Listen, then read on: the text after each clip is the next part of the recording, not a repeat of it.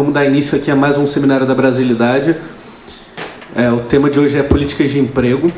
É o 16º de um conjunto de 36 seminários que o Instituto da Brasilidade vem realizando. E hoje nós temos a presença do professor Márcio Postman, professor titular da Unicamp, pesquisador do Centro de Estudos Sindicais e da Economia do Trabalho do Instituto de Economia da Unicamp, presidente da Fundação Perseu Abramo, e secretário de Desenvolvimento, Trabalho e Solidariedade da Prefeitura de São Paulo, presidente do IPEA, ex-presidente do IPEA, consultor de instituições nacionais como o DIEESE, Fiesp, Sebrae, e também internacionais como a OIT, o BID, a Unicef, autor de mais de 60 livros sobre economia, desenvolvimento e políticas públicas. E também contamos com a presença do professor José Carlos de Assis, economista, doutor em engenharia de produção, autor de mais de 20 livros sobre economia política e jornalista. Então, para dar início ao seminário, eu vou passar a palavra ao professor José Carlos de Assis. Aí você, por favor.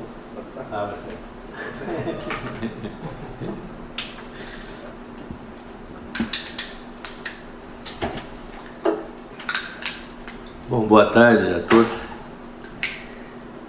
Eu gostaria de abordar a questão do emprego, do desemprego, não pela ótica das estatísticas do IBGE, mas pela ótica essencialmente política.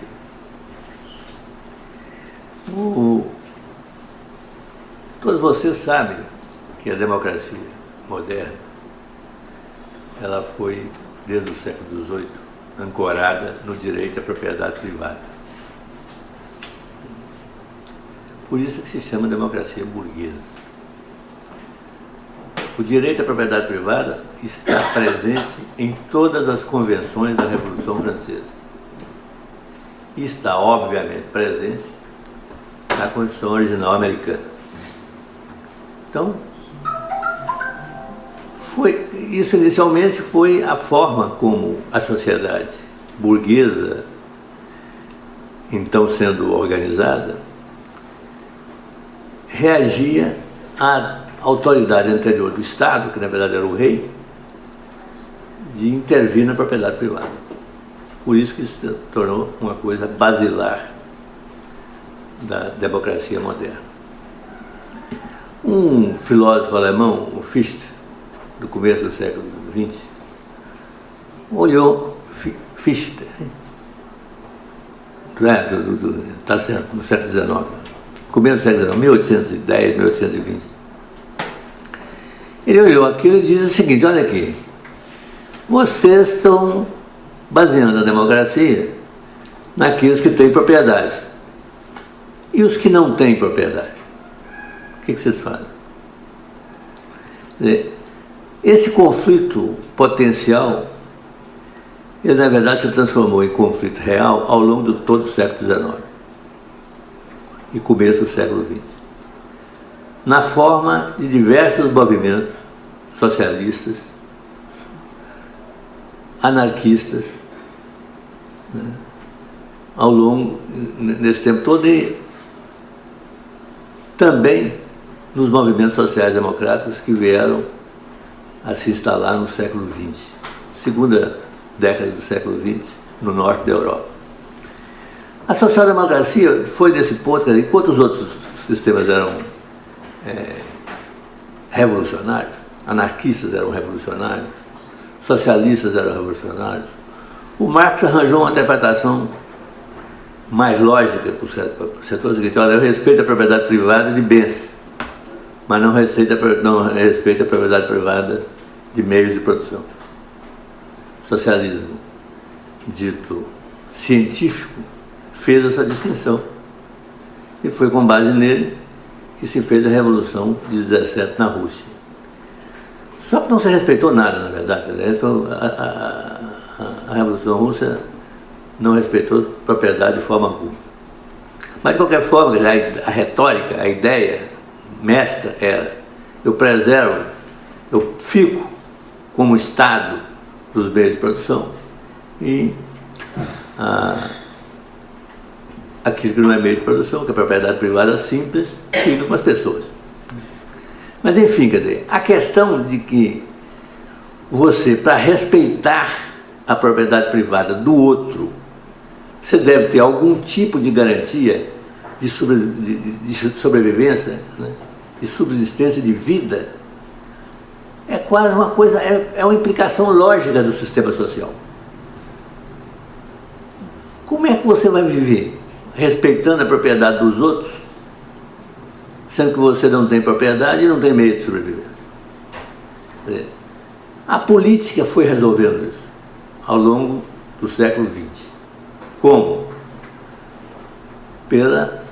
Dois caminhos. Um eu já falei, que é a revolução, e o outro é a social-democracia. A social-democracia tem como base garantir o direito ao trabalho como meio de sobrevivência para todos. Esse é que é o princípio político fundamental da social-democracia. Os revolucionários não aceitavam isso, até poucos anos atrás não aceitavam, porque era a ideia de que não, tem que fazer revolução, tem que tomar as propriedades dos meios de produção, essa coisa toda. Hoje em dia, depois do fim da União Soviética, eu acho que pouca gente acredita nisso para valer. Fazer para você progredir socialmente e garantir a sua sobrevivência, você tem que fazer antes uma revolução social. Bom, os países nórdicos inauguraram a questão da social-democracia. Suécia, Noruega. Foi com base em grandes pactos sociais. Tiveram a sorte de ter o que a gente chama de burguesia, né? Burguesias ilustres, que pactaram, aceitando a ideia de um Estado que é orientado para o trabalho e para a preservação dos direitos do trabalho, enquanto se reservava o direito à propriedade privada dos meios de produção. Mas essa coisa na década de 30, todo mundo sabe aqui, no país mais avançado do mundo já, os Estados Unidos, chegou a um ponto de ruptura. Porque trabalho nos Estados Unidos não valia nada. Era esmagado. Vocês têm uma ideia? Até a década de 30 não tinha regulação de trabalho infantil em Minas. Não tinha nenhum tipo de respeito ao trabalhador, não tinha sindicatos. E nessa tábua rasa da economia aconteceu a Grande Depressão de 29 e que se seguiu durante 10 anos, ou pelo menos 4 anos, até que apareceu o Roosevelt. E aí o Roosevelt, olhando uma sociedade que estava com 25% de taxa de desemprego aberta, e com a política anterior, que era absurda, era de deixar que o mercado resolvesse purgar a crise, como dizia lá o secretário de Tesouro, cujo nome até esqueci agora. A crise era para purgar a sociedade. As pessoas ficam mais produtivas, ficam mais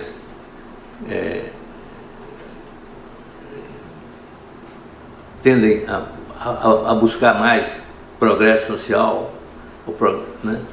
Então tinha toda essa ideia de que seja a crise social, a crise do desemprego, ser um purgatório. Isso que estava na cabeça dos... É o Mellon, o secretário de Tesouro Mellon, riquíssimo, banqueiro, foi secretário de Tesouro desde a década de 20 e tem uma frase fantástica de que resumindo essa ideia de que tem que purgar. Ele foi secretário de Tesouro até a derrota do Hoover e da ascensão do Roosevelt. O Roosevelt viu aquilo, olha aqui, ele é um democrata americano real. Não dá isso, quer dizer, você não pode ter a sociedade naufragada numa taxa de desemprego desse tamanho, que na verdade quando você tem 25% de taxa de desemprego, você tem 80% da sociedade atingida. Essa é a verdade. Então, ele faz o New Deal, que é fundamentalmente uma política de pleno emprego, de busca de pleno emprego. O New Deal. Porque ele é muito celebrado do ponto de vista econômico, do ponto de vista do resgate da indústria americana, essa coisa toda, mas do meu ponto de vista, né, e quando você recorda as iniciativas, é fundamentalmente pelo emprego. Para vocês terem uma ideia, o Estado americano ajudou até a trompetista, o pessoal do jazz, foi subsidiado pelo governo americano. Tudo. Né? Onde tinha desemprego, entrava o governo. Né? Também tem uma visão, isso aí foi até 29. Né? A partir de 29, você tem a perspectiva da guerra. Mas não nos Estados Unidos de uma forma muito rigorosa. Porque os Estados Unidos só entraram em greve mesmo, depois em greve mesmo, e depois em guerra, depois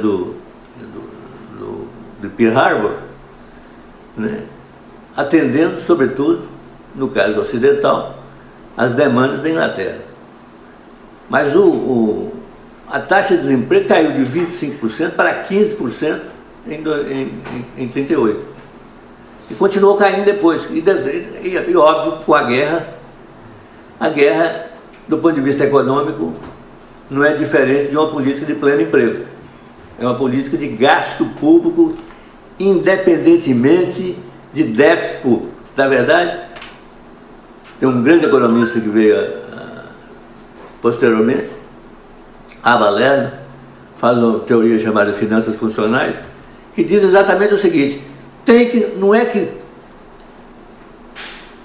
deva fazer déficit para financiar uma política de pleno emprego. É fundamental ter o déficit. É fundamental. Depois eu entro em detalhes sobre isso. O déficit não é uma consequência, é um objetivo de política, né, que é a coisa mais combatida por banqueiro no mundo. A banca mundial, ela imprimiu na cabeça da sociedade, todas as sociedades, a ideia de que o governo não pode ter déficit para financiar produção. Então, é isso mesmo que você está falando. É o André. Mas eu vou dizer uma coisa. Eu fui anterior a ele. Porque eu traduzi para o português um livro do Randall Wray baseado em teoria de finanças funcionais. É claro que eu adorei quando o André entrou, porque o André é um cara de grande prestígio. Então, é mais um. Valia até a pena trazer ele aqui para fazer uma palestra. Mas é um ortodoxo, quer dizer, é meio ortodoxo, virou não ortodoxo em cima desse ensaio que ele escreveu, né, dizendo mais ou menos o seguinte: o Estado que emite moeda não tem limite financeiro até a capacidade da economia. Entendeu? Então, enquanto a economia tiver uma margem de crescimento, ele pode emitir moeda e pode emitir título público. Então,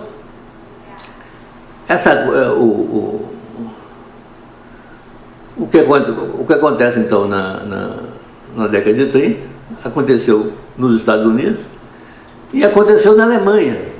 O Dark conhece muito bem isso, com Schacht.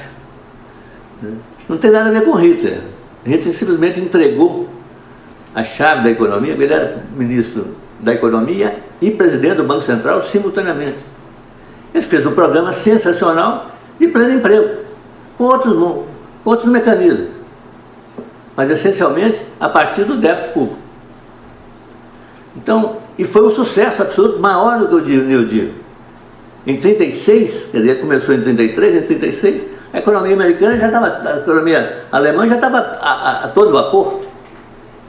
E o desemprego tinha caído a quase zero. Isso aqui Mas nos Estados Unidos, por uma sociedade muito controversa, os caras, no começo o New Deal foi adorado, porque o Roosevelt foi eleito 4 vezes, naquela época podia, foi eleito 4 vezes. Depois o Truman assume, continua com as políticas, mais ou menos, mas aí começa a desidratar, né? O Galbraith, que era para mim o grande economista americano do século XX, costumava dizer assim, olha, eles realmente se precipitaram, podia ter continuado com a política de pleno emprego. Mas enfim, não continuaram. E a coisa ideológica veio à baila. Não, aí entrou Hayek, aí entrou Friedman, para dizer o seguinte, não, a vitória contra o desemprego não foi do New Deal. A vitória contra o desemprego foi da guerra. A guerra é que provoca, né, um aumento de gastos públicos e por aí acaba com o desemprego escalonado. O que é um cretinismo? Não tem nenhuma base científica, não tem uma fundamentação em termos de teoria monetária que não vale nada. É meramente especulativo. Bom, então entramos nós aqui, que é o fundamental. Eu acho que esse fórum aqui é para discutir as questões de perspectivas. O que está acontecendo conosco? Nós temos, depois de 2014, 5 anos de governo em que a questão do emprego não é prioridade. Para espanto de todo mundo, e meu particularmente, a campanha eleitoral do ano passado, na campanha eleitoral do ano passado, não entrou o tema do desemprego. A não ser uma coisa perfunctória. Não entrou. Eu tentei fazer de todo, pelas pessoas que eu conheci na campanha do PT, do Haddad, não é propriamente do PT, mas do Haddad, tentar introduzir esse tema, mas de uma forma forte. Para dizer o seguinte, olha aqui, nós estamos aqui para acabar com o desemprego. Vamos acabar, zerar. O político tem que fazer isso. Não deve temer ficar devendo depois os acontecimentos. Ele tem que colocar isso como fundamental. É o tema nacional prioritário. Porque não é a estatística. A estatística é meramente uma coisa indicativa. Tá, por trás de 13% de taxa de desemprego, ou 13,5% de taxa de desemprego, você tem milhões de pessoas que são atingidas direta e indiretamente. São milhões de pessoas.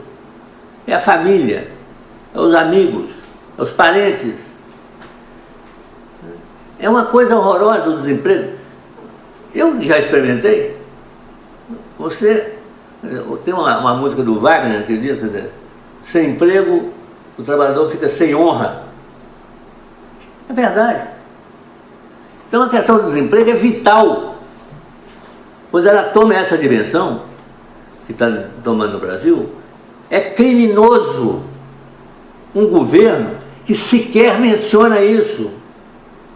O Temer não mencionou isso. O Temer só disse alguma coisa de desemprego, dizendo o seguinte, que está sendo repetido agora pelo sucessor dele, Bolsonaro, está dizendo o seguinte, ou você tem direitos, ou você não tem emprego. Então, para você ter emprego, você tem que não ter direitos. É isso que está governando o Brasil. Acabei de ouvir essa frase agora, quando eu estava em casa. Você tem que barganhar os seus direitos pelo desemprego, pelo emprego. E aí, o que aconteceu com a barganha de direitos do Temer? Ele escravizou boa parte dos trabalhadores brasileiros. O desemprego aumentou. E é claro que agora, a coisa lá é o fundo de garantia. Reduzir os 40% pela demissão do fundo de garantia. Então, isso é direito. É direito. Aí eu Bolsonaro disse, tem que reduzir, tem que baixar essa multa. Dar mais liberdade ao empresário. Para quê? Para gerar emprego. Mas é uma falsidade, é um cara de pau, é uma coisa horrorosa.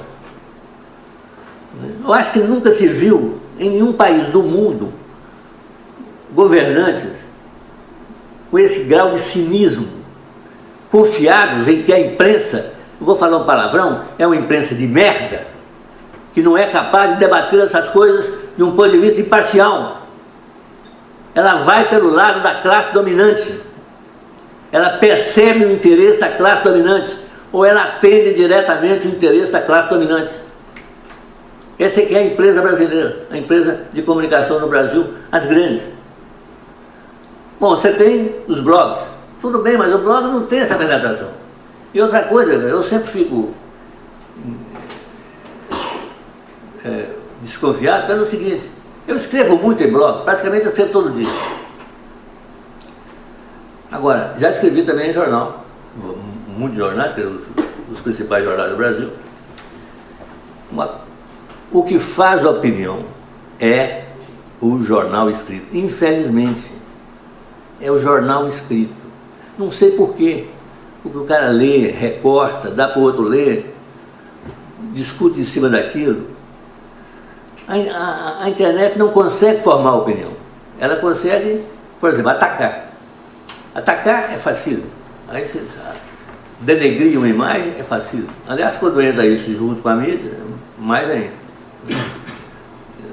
Eu estava discutindo isso há pouco tempo, é o seguinte, eu fui um jornalista ativo, né, em que denunciei vários escândalos financeiros no Brasil. Fiquei com um prestígio muito grande na década de 80, nacional. Aí passei da corrupção para a economia política. Pô, sumi. Tá vendo? Qualquer coisa. Uma coisa é você atacar pela imprensa, outra coisa é você defender pela imprensa. Defender pela imprensa é dificílimo, muito difícil, porque a onda toda vai em uma determinada direção. E quando se trata de temas que interessem a classe dominante, aí a grande imprensa embarca direto. E você tem grandes dificuldades de você se contrapor a essa onda. Então, o que acontece? Estamos 13,1%, 13,3% de taxa de desemprego. Quase 14 milhões de pessoas desempregadas absolutas. Se você considerar subemprego, vai para 27%, 28%. É um horror. É um quarto, mais de um quarto da população ativa brasileira. É claro que essa coisa, em algum momento, vai estourar. O momento a gente não sabe, porque a situação de desemprego e de subemprego é intimidadora das pessoas. O cara que está desempregado, ele tem medo. Ele está numa situação de medo, ele está numa situação, como disse, de perdeu a honra. Então dificilmente ele reage. Né? É diferente da situação que nós todos aqui mais velhos vivemos, de 84, 85, da campanha das diretas, em que a situação econômica não estava tão ruim assim. A classe média estava se movendo bem. A classe média foi muito beneficiada pelo regime militar, em termos materiais. Então, vir para a rua era quase, né, chegar aí para a rua era quase uma brincadeira. Então, agora não. Eu me lembro de conversar com um dirigente sindical da área de construção. Falei, vem cá, você vai na próxima greve? Vai aderir? Falou, olha, Zé Carlos, a minha empresa tinha 400 empregados. Deu uma rodada de demissão, foi para 200. Deu uma segunda rodada de demissão, veio para 100. Você acha que os 100 que ficaram lá vão fazer greve? Aliás, eu tenho a impressão que as centrais sindicais não descobriram isso até hoje. Você tem que ter uma estratégia diferente. Você tem que ter uma estratégia completamente diferente na coisa da mobilização social. Não vai ser através de palavras de ordem e de mobilizações de cima para baixo. Você tem que passar por um período de conscientização, que foi exatamente o que aconteceu. Eu acho que estou repetindo isso da outra palestra que eu fiz, que aconteceu com Lula nas greves de 97. Nas greves de 97, o país estava numa parmaceira geral. 77. Eu estou ficando realmente, já estou velho, não é isso? Não estou ficando, não.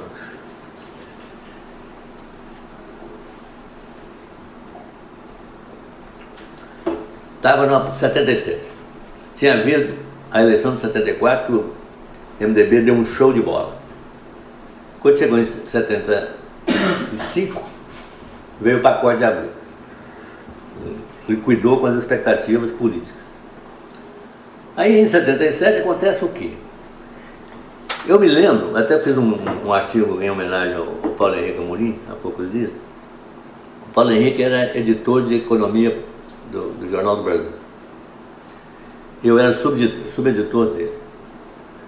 Aí começou a haver um movimento empresarial em São Paulo, dos chamados jovens empresários, Bardella, Mindri, Vilares, outros, reivindicando ao governo, em plena ditadura, reivindicando diálogo. O mote era diálogo, precisamos de diálogo. Aí o Paulo Henrique olhou aqui e falou: mas vem cá, então o trabalhador também tem direito, o empresário tem direito a diálogo, vamos abrir para os trabalhadores. E aí, a gente, o que acontecia? O editor de política era o Hélio Gaspar, que era muito rivais, essa coisa toda. Mas a política era o que era? O Congresso. E o Congresso era nada. Você tinha uma oposição mais ou menos representativa. Não acontecia nada no Congresso. Aí o que o Paulo Henrique fez? Puxou o noticiário político-econômico para a economia. Então o Bardella falava, não era pela edição do Hélio Gaspar, pela edição da política, é pela edição da economia. E nesse clima, quer dizer, foi evoluindo, os caras discutindo, né?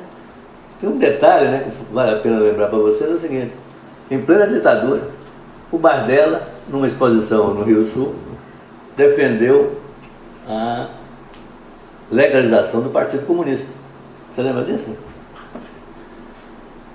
Foi um choque pelas páginas da economia, não foi pelas páginas políticas. Aí acontece o seguinte: estouram as greves do ABC. Surpresa absoluta, ninguém estava esperando aquilo, né?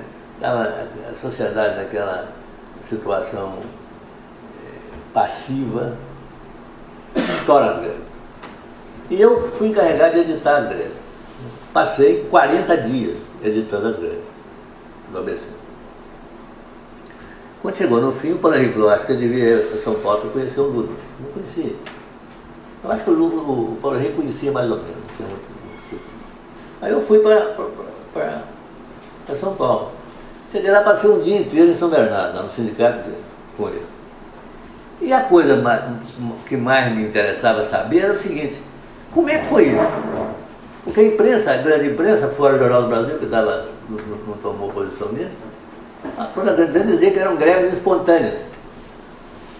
Greves espontâneas, as greves do ABC. Porra, tinha pipocado no Brasil inteiro. Aí, falei: ô Lula, como é que foi esse negócio de greves espontâneas? Olha, que foi 2 anos de preparação. 2 anos. E tinha uma estratégia fantástica, pelo seguinte: por isso que eu faço esse sentar, tem que descobrir um caminho. Você tinha uma empresa como o Volkswagen que tinha 42 mil funcionários. Se você fosse conscientizar 42 mil funcionários, atravessar o século XX, o século XXI, não ia conseguir. Então o que ele fez? Ele pegou a ferramentaria. A ferramentaria é o núcleo, tudo que vem antes para nela e tudo que vai depois sai dela. Então se você parar a ferramentaria, parou tudo. E essa que foi a grande estratégia de 77. 77, 78, 79. Aliás, foi 78, 79, 80. Aí, eu digo o seguinte, onde é que está a ferramentaria hoje? Primeiro é o seguinte, o número de trabalhadores, de operários, de fábrica é muito reduzido hoje, é menos de 10%. É uma coisa complicada. Né? Você tem que falar em termos de mobilização, você tem que falar em termos de trabalhadores, e não operários. Trabalhadores. Entendeu? Onde é que está a ferramentaria? Esse negócio me preocupou muito. Né?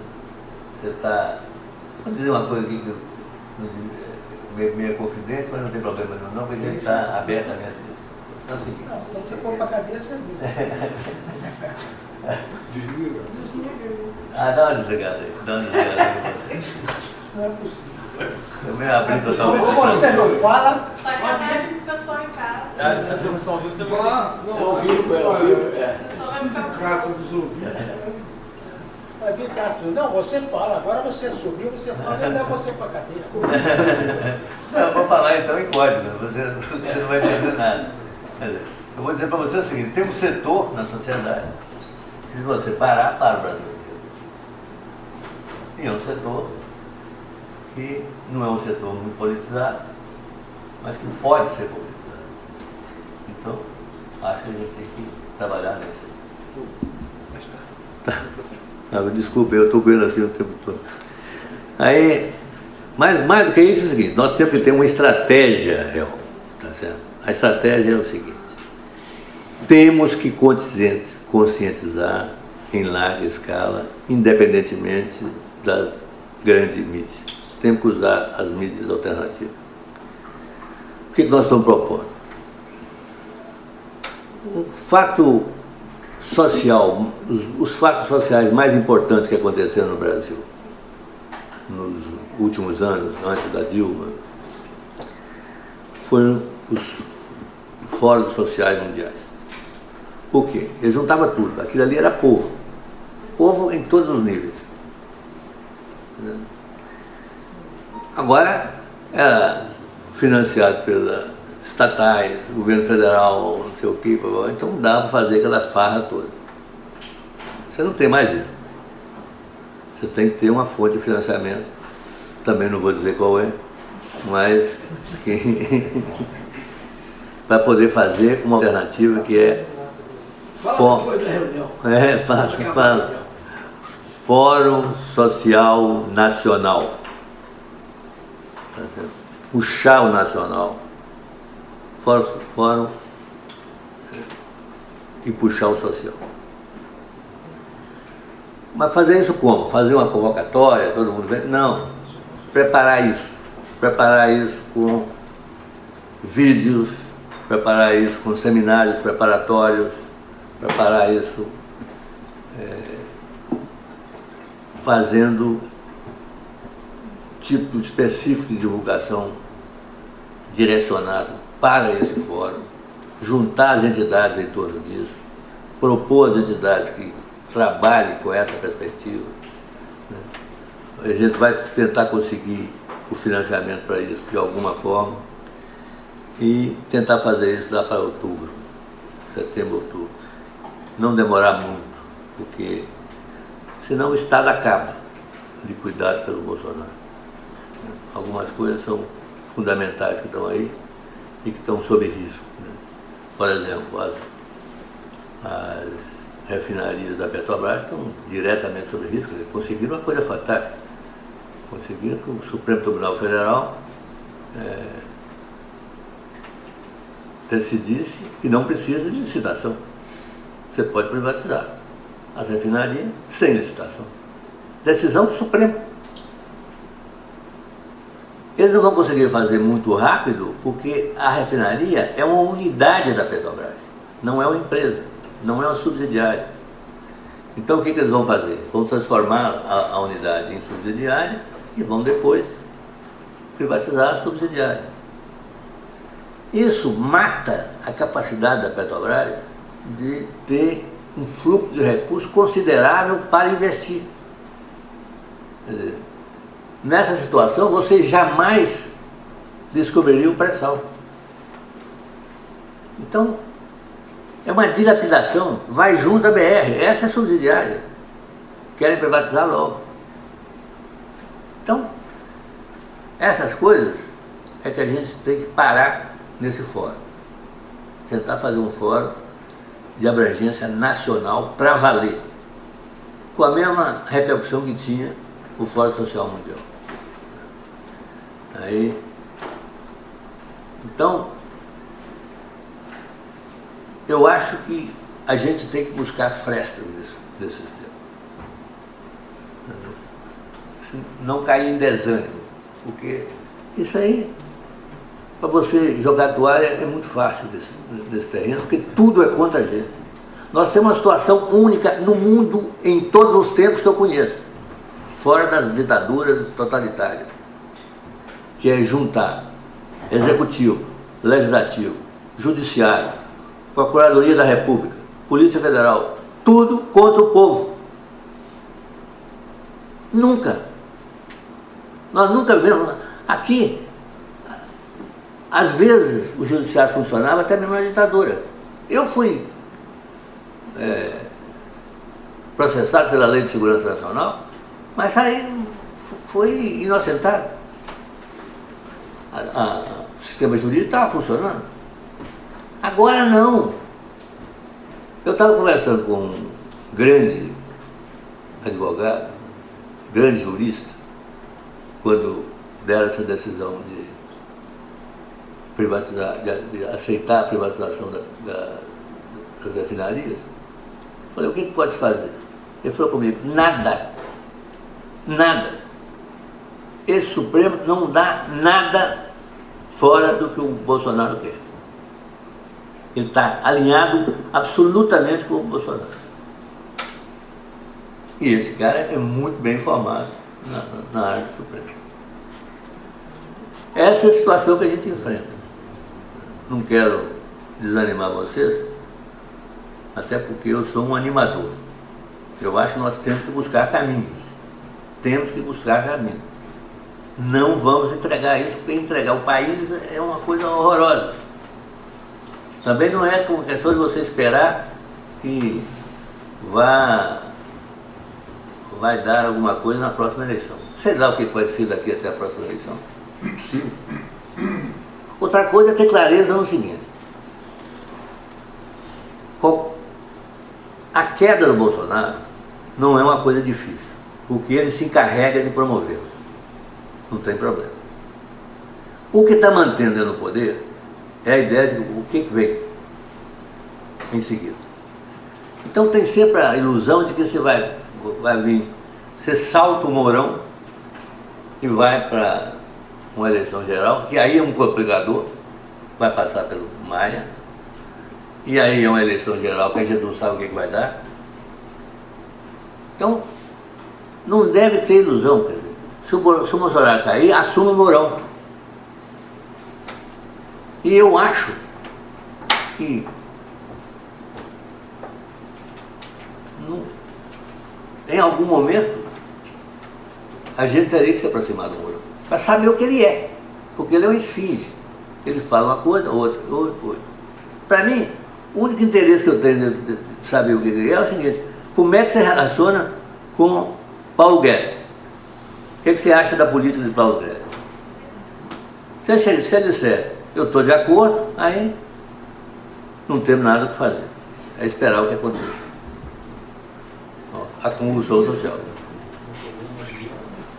Se eventualmente ele estiver disposto a assumir uma posição mais aberta em relação à sociedade, e não essa ideia absurda de ficar perseguindo partidos políticos, perseguindo pessoas, perseguindo gente, essa coisa horrorosa no presidente da República, Se ele tiver uma posição oposta a isso, eu acho que a gente tem que conversar.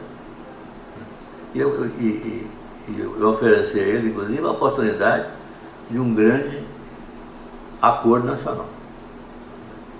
Não é uma coisa político-partidária, é uma coisa da política global, da política como expressão da sociedade civil.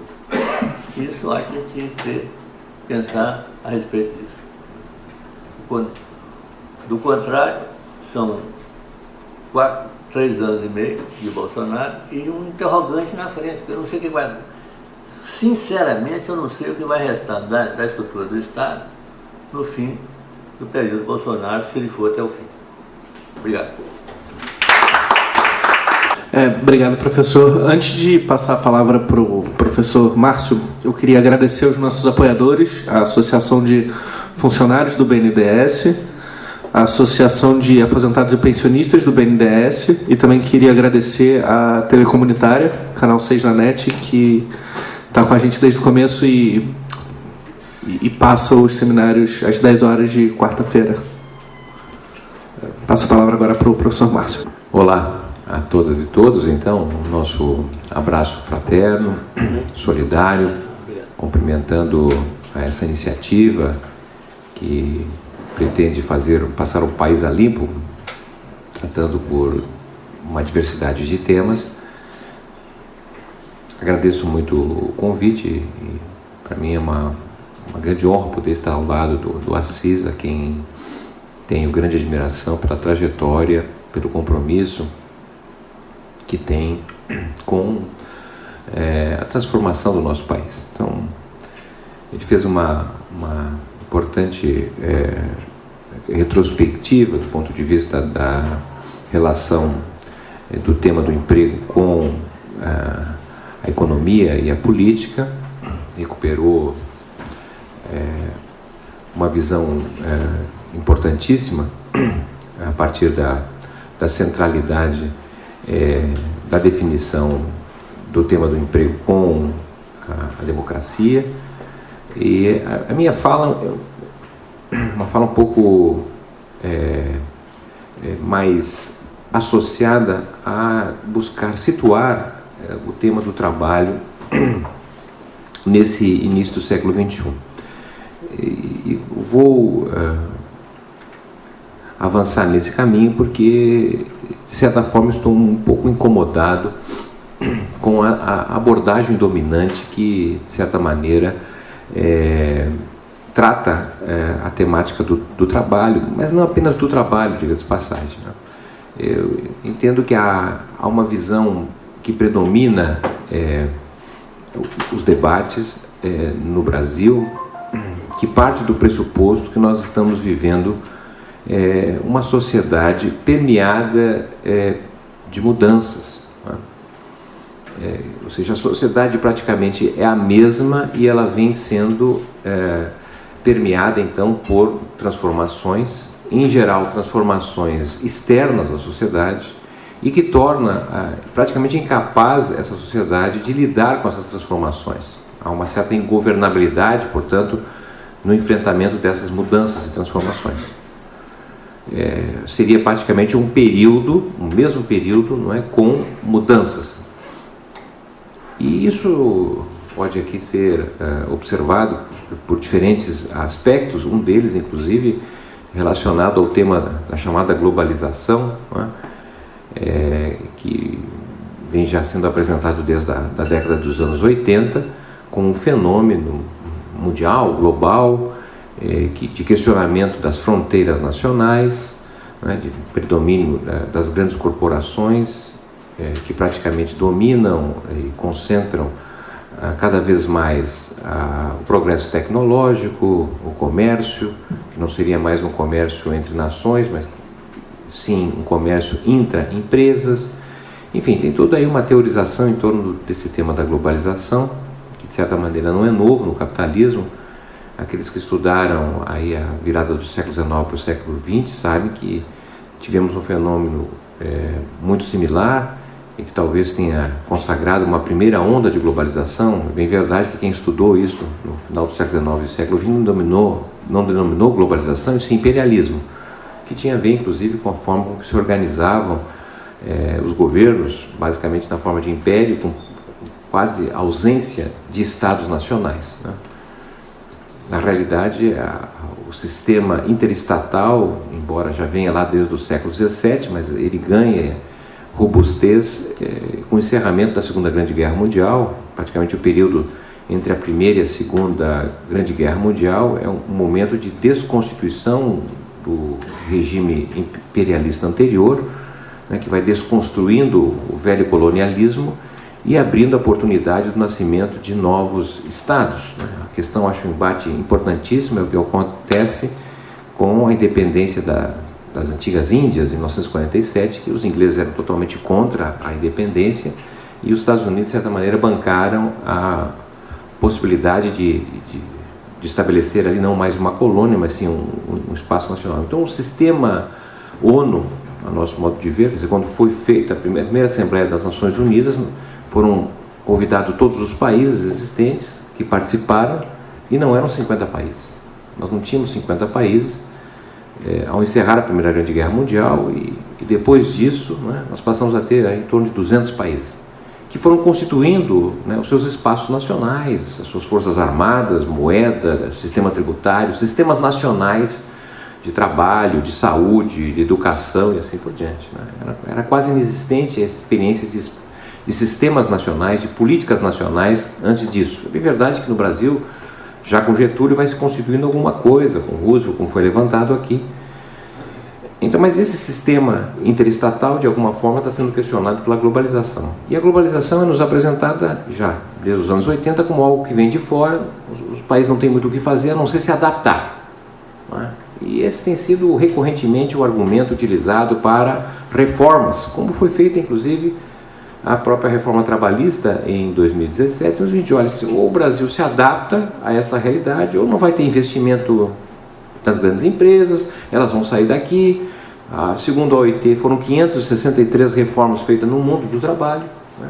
Então tem esse discurso recorrente, que diz, olha, a sociedade é a mesma, mas ela está diante dessa transformação, que é a globalização, e que nos cabe aqui adaptar a essa realidade. Outro fenômeno que vem sendo utilizado é a questão do progresso tecnológico, né? O progresso tecnológico, ninguém pode ser contra, mas infelizmente o salto tecnológico está suprimindo o posto-trabalho, a robotização, a inteligência artificial, ou seja, o futuro é um futuro extremamente desfavorável para os trabalhadores. E o que sobra? Não, sobra é, na verdade, tentar cada um, né, se adaptar, se preparar, se qualificar para poder disputar melhor o posto de trabalho. Ou seja, esse entendimento de que a sociedade é a mesma, o período é o mesmo, só que está permeado de mudanças, né, está levando, a meu modo de ver, a um posicionamento, né, dos partidos progressistas de esquerda numa espécie de acomodação cuja descrição da realidade é uma descrição sem esperança. Ou seja, o discurso aqui nosso perfeitamente parece o seguinte: a situação no Brasil está ruim e vai piorar. Eu acho que não estaria faltando com a verdade. Agora, só que este discurso, na realidade, leva, não é, a um processo de desagregação e cada vez mais a busca por saídas individuais. Tá? Então, a minha preocupação aqui, na realidade, era apresentar o descontentamento em relação a essa visão de que estamos vivendo um mesmo período histórico, permeado de mudanças, a sociedade é a mesma, permeada de mudanças. Bom, o que eu quero, na verdade, aqui avançar é dizer assim, olha, no meu modo de ver, não estamos vivendo um período de mudança. Na verdade, estamos vivendo uma mudança de período. É um outro período histórico. E para o qual, de maneira geral, as lentes que nós utilizamos para tentar ver a realidade são lentes insuficientes, inadequadas. E nos tem gerado, recorrentemente, um discurso da desesperança, um discurso cujas saídas individuais tendem a ser cada vez mais aquelas que têm mais amparo. E é o espaço, evidentemente, para que a extrema-direita, se não a direita, cresça. Bem, o que eu quero dizer com isso, portanto, é que acredito que estamos vivendo um momento singular na história do país. Assim como foram as 2 décadas anteriores que, de alguma maneira, guardada a devida proporção, se assemelhariam ao que estamos vivendo hoje. Ou seja, foi, de um lado, a década de 1880, tá certo? Que é a década, basicamente, que o Brasil se insere no modo de produção capitalista, né? E a forma com que nós saímos ali, a correlação de forças, né? De abolicionistas de um lado e não abolicionistas, ou seja, as tensões da década de 1880 são fundamentais para demarcar o que vai ser o Brasil a partir de então, né? Entrar numa sociedade de competição, da hegemonia do modo de produção capitalista. Obviamente que, em parte importante dos abolicionistas, não é? A defesa de um projeto do Brasil não passava apenas, não somente pela soltura dos escravos, não é? Não passaria, evidentemente, pelo projeto de branqueamento, que foi a invenção da elite para justificar o atraso brasileiro diante dos Estados Unidos. E olha, o problema do Brasil aqui é a miscigenação, é a presença de negros aqui.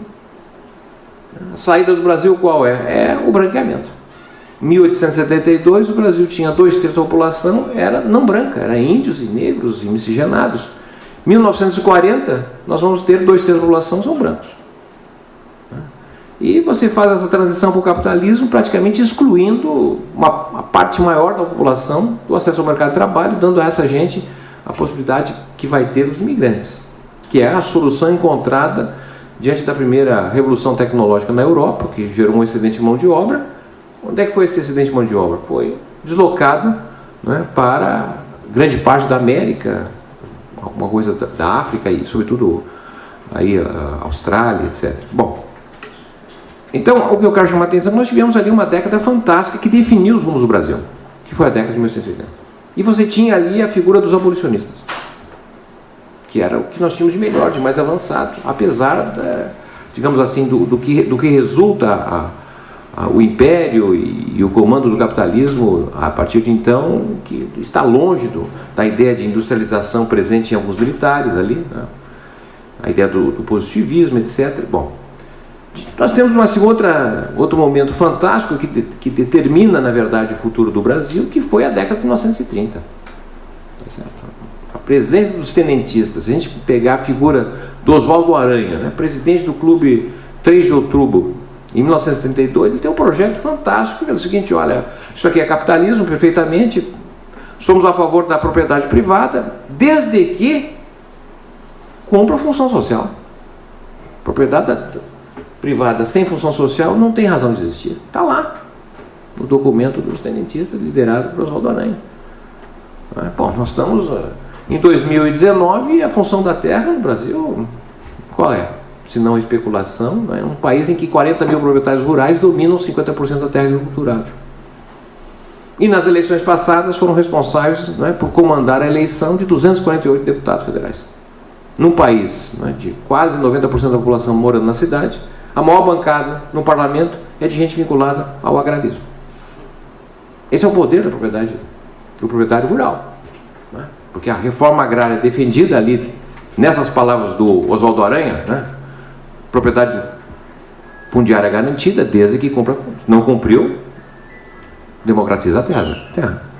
Que não é, obviamente, se tivesse sido feito isso, não teríamos essas cidades horríveis que nós somos, as nossas cidades, são acampamentos, gerou um processo de urbanização sem controle, sem planejamento. Em 30 anos nós fizemos um deslocamento da população rural para o campo, né, gerando mercados de trabalho, excedentes de mão de obra nas grandes cidades, sem nenhum controle.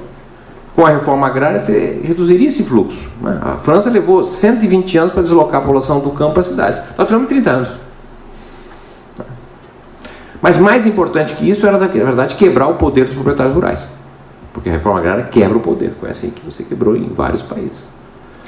Bem, então você tem ali os tenentistas, uma parte importante, Oswaldo Aranha, e aí tem outro ponto do seu programa que está lá, que é a defesa capitalismo, país capitalismo, defesa do lucro. Mas todo lucro, para ser justificável, tem que pagar imposto. Está lá, em 32 isso. Bom, nós estamos em 2019 e o Brasil e mais um outro são os dois países do mundo em que lucro e dividendos não pagam impostos.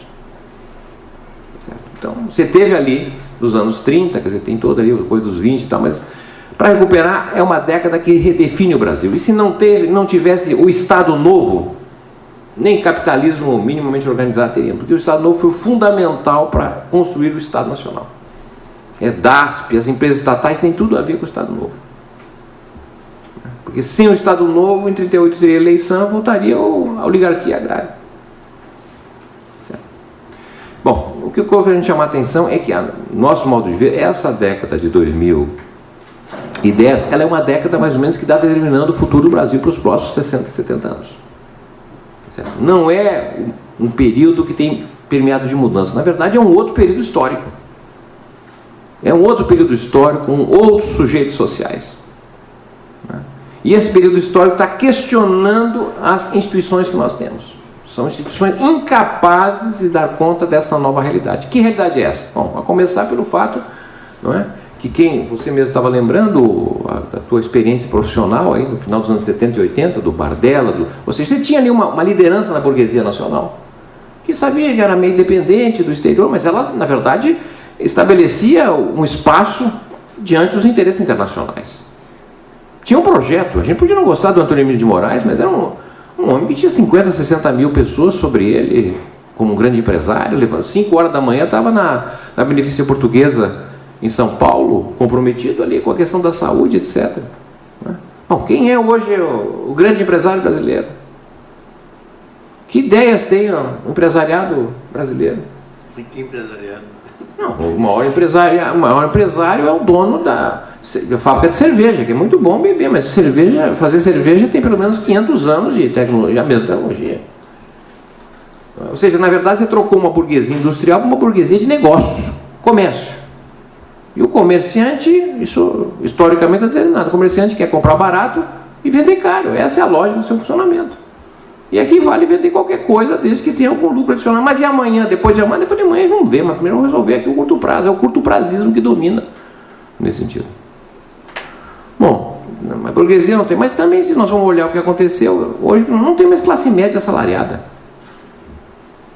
Classe média assalariada que saiu ali nos anos 80 às ruas para defender educação pública, saúde pública, porque era assalariada, tinha algum lastro de identificação. Essa classe média, hoje o que você tem? Você tem uma classe média proprietária, que tem sempre um puxadinho, um negócio, é um consultor, é o autônomo, é o PJ. Mudou a natureza da classe média. Ela é proprietária. E para o proprietário, não é? Qualquer direito trabalhista é custo. Mudou a natureza da classe média no Brasil. Não é? E, obviamente, mudou a classe trabalhadora. Você deu o exemplo aí do Lula, foi conhecer o Lula. O Lula fazia um discurso lá na Vila Euclides, né, em São Bernardo, um estádio, 100 mil pessoas. O discurso dele era o mesmo e cabia para cada uma das cabeças que estavam lá, porque havia um sujeito social homogêneo, que era um trabalhador industrial, submetido à grande empresa, às mesmas condições de trabalho. Minha gente, a classe trabalhadora de serviços hoje, você tem praticamente 75% da classe trabalhadora de serviços. 80% dos trabalhadores brasileiros ganham até 2 salários mínimos. Essa é a classe trabalhadora de serviços. Quais são os maiores empregadores? Shopping centers, complexos hospitalares, né, e casas de gente rica, onde tem ali vários tipos de ocupações. Você vai no shopping center, as pessoas nem se identificam com o trabalhador. Não tem mais categoria de trabalho. Não, o que você é? Eu sou metalúrgico. Você tem uma categoria. O que você é hoje? Não, hoje eu estou trabalhando aqui de Uber, né? Mas amanhã eu trabalho no comércio, depois eu cuido de cachorro. Ou seja, eu sou qualquer coisa. Que categoria é essa? Trabalhador. Então, estou dizendo assim, é outra sociedade, né? E para o qual nós estamos, as nossas instituições estão muito desaparelhadas, despreparadas para lidar com isso. Né? O nosso discurso é um discurso racional, tá certo? Enquanto que hoje, essa classe trabalhadora, na sociedade dos serviços, né, a dominação da mente é por emoções. As pessoas são dominadas por emoções, porque senão, como é que pode alguém... Eu fiz campanha, fui candidato mais uma vez, sou especialista em derrota, não ganhei nenhuma, então...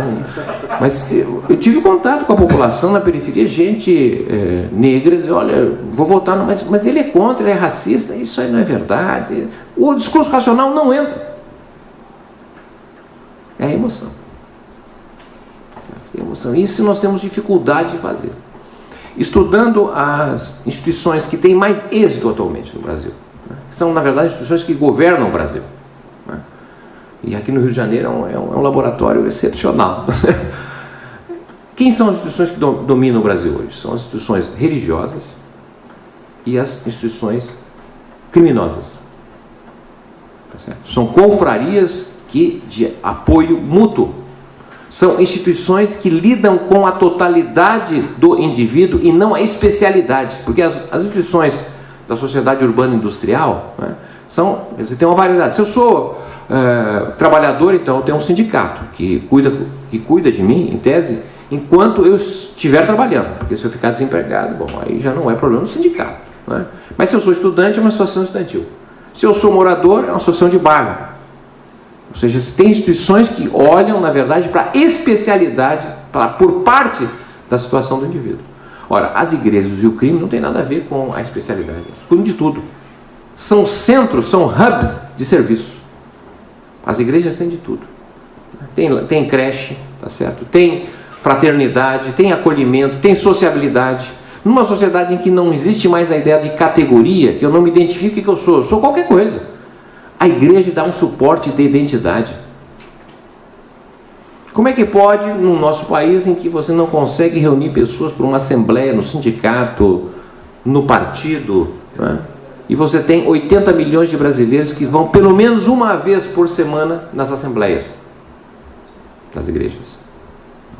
Então, o que eu estou querendo chamar a atenção é que essa é uma outra sociedade, uma sociedade muito vazia, sem sentido da vida, uma sociedade em que está submetida a uma profunda exploração, uma exploração que advém não apenas pelo fato das pessoas estarem trabalhando, mas o avanço tecnológico permite que as pessoas trabalhem não mais apenas no local de trabalho, né? Porque com o celular pode estar trabalhando em qualquer lugar, né? Há uma exploração profunda em que as questões do trabalho, os anseios do trabalho não estão refletidos nas agendas do sindicato, nas agendas do partido. Não tem diálogo possível.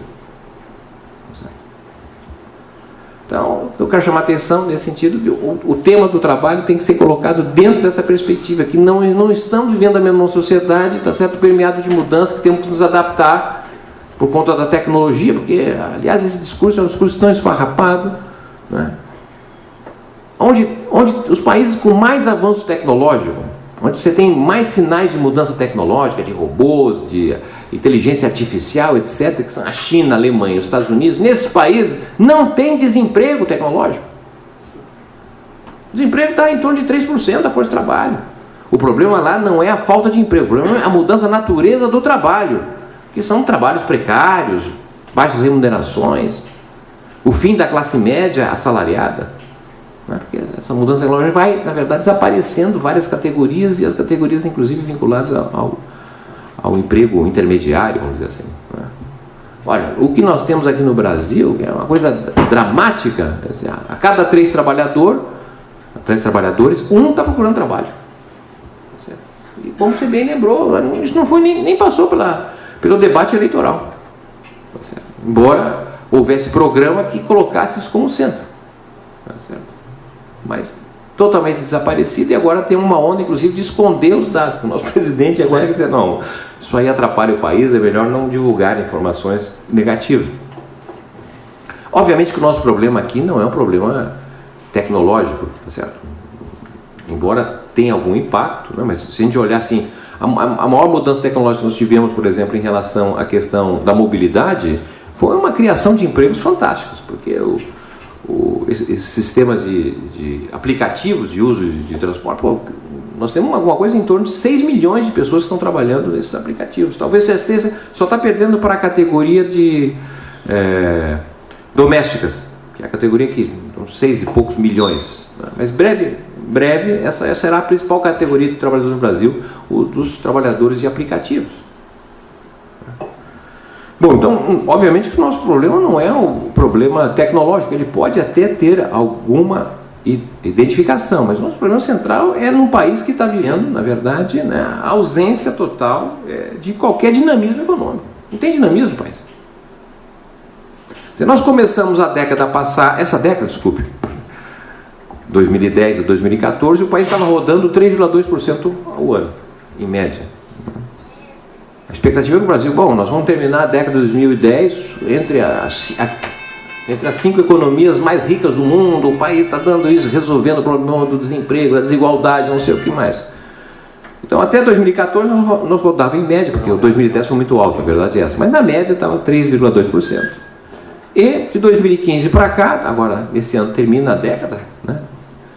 Nós, nem sei se vai ter alguma coisa positiva, pode ser até negativa, a recessão, possivelmente agora no segundo trimestre vai vir um dado negativo, mas... E lembrando, galera, Nada como um homem conectado, né, pô?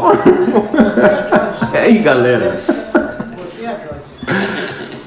A segunda metade da década é um desastre, a economia cresceu, em média, 1% negativo, decresceu. Né? Que vai dar um crescimento médio anual de 1,1% ao ano, que é menor, 35% menor do que foi o crescimento médio da década de 1980. Ou seja, a gente pegar dos anos 80 para cá, nos últimos 40 anos, o país teve 2 décadas perdidas. Então, não tem vitalidade esse capitalismo, não é possível empregar as pessoas, isso aí, obviamente, está muito claro, né? Recuperando a vitalidade econômica vai ter emprego, isso não há dúvida, não é um problema nosso a questão tecnológica no momento, o problema é a ausência de crescimento. Bom, então, a primeira questão, nosso modo de ver, é de que maneira você coloca, qual é o sujeito social que alimenta um programa de geração de emprego no país.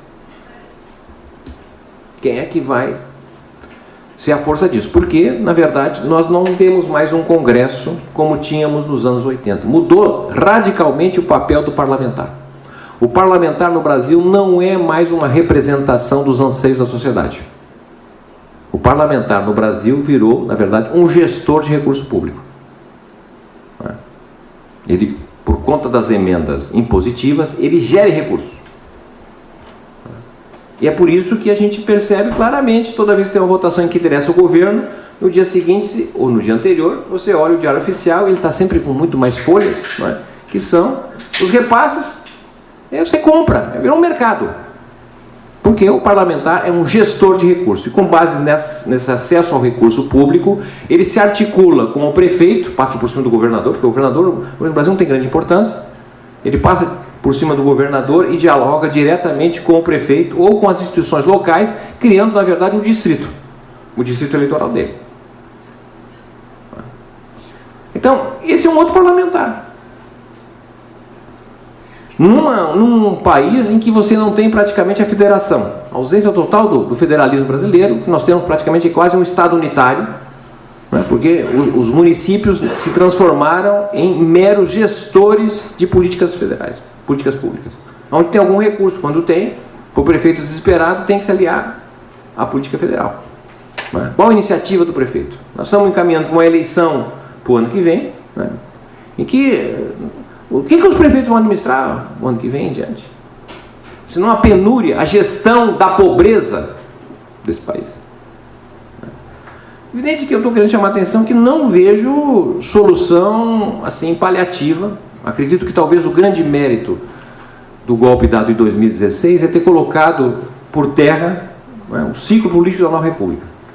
Porque o ciclo político da nova república impediu qualquer possibilidade de fazer alguma reforma no capitalismo brasileiro.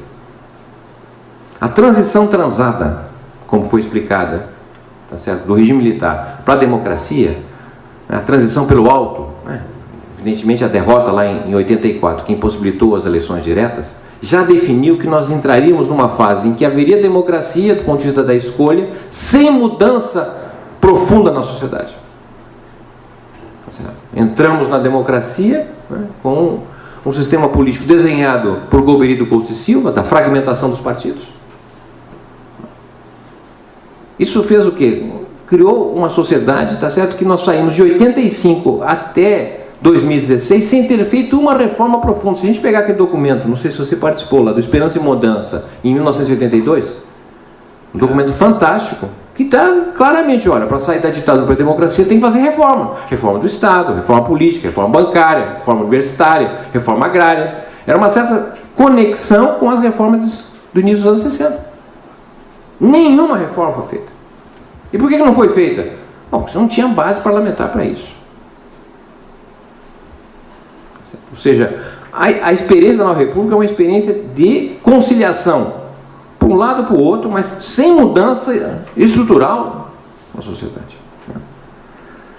E com a experiência dos governos neoliberais, praticamente liquidam qualquer possibilidade desse país ter algum protagonismo do ponto de vista das cadeias produtivas, cadeias de valor do mundo. Porque a liberalização que fizemos nos anos 90 é uma coisa decepcionante. Então, esses 40 anos são 40 anos de baixo dinamismo, baixíssimo dinamismo.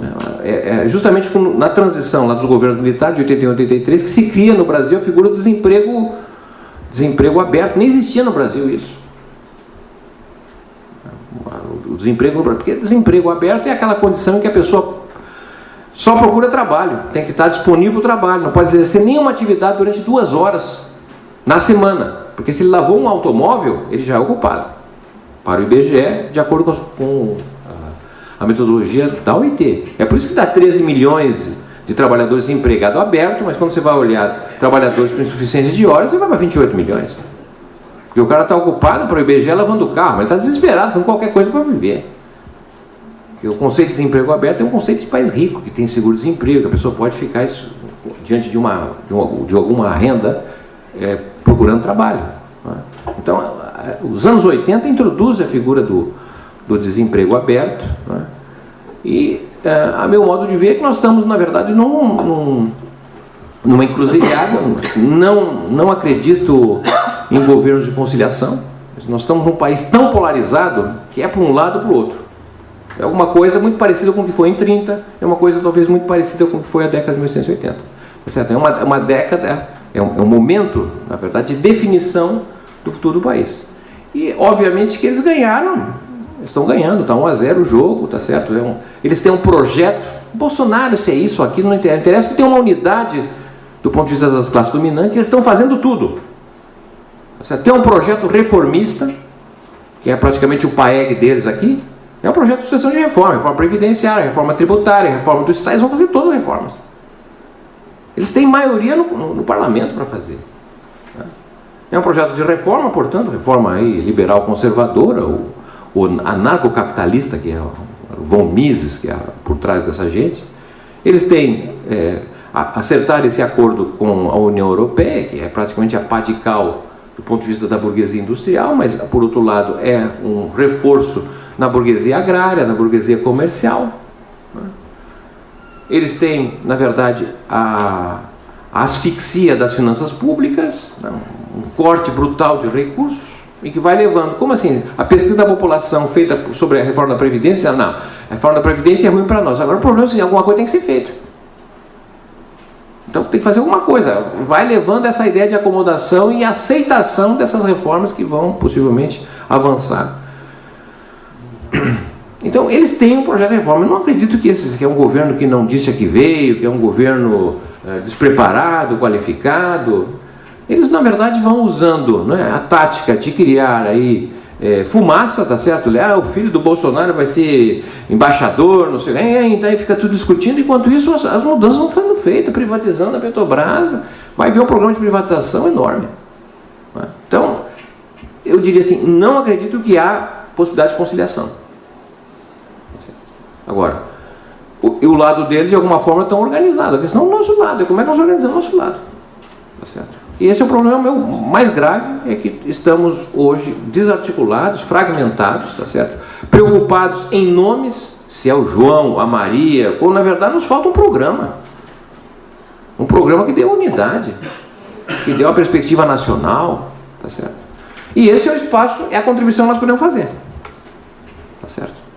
E essa é a contribuição da sociedade, digamos assim, ajudar a identificar convergências em torno de um projeto nacional.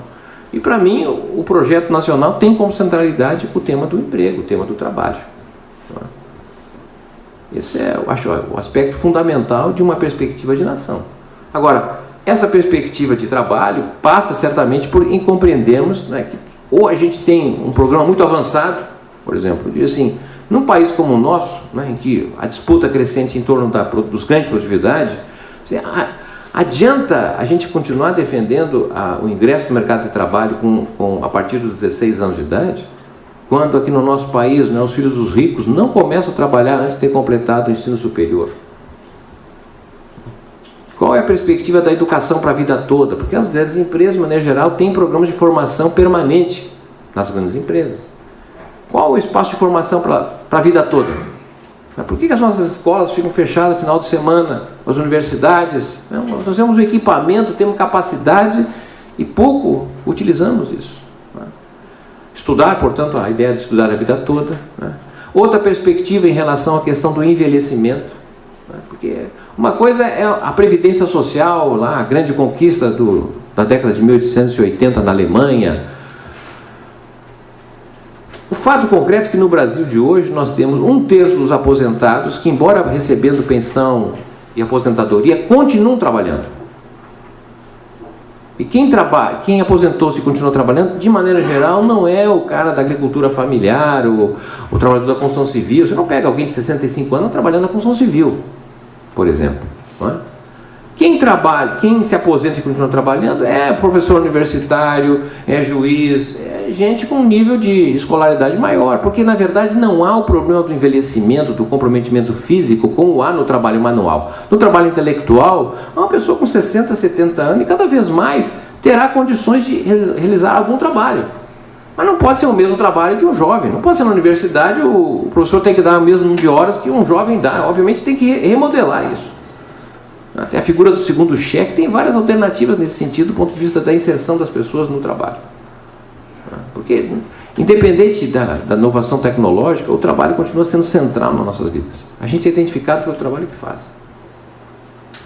Então, imagino que essa temática do trabalho é desafiadora, mas o desafio está muitas vezes mais em separar aquilo que constrange, dificulta entender o que é realmente central do ponto de vista da definição, da determinação do trabalho, do que muitas vezes você já de imediato dizer, olha, a saída é por aqui ou por lá.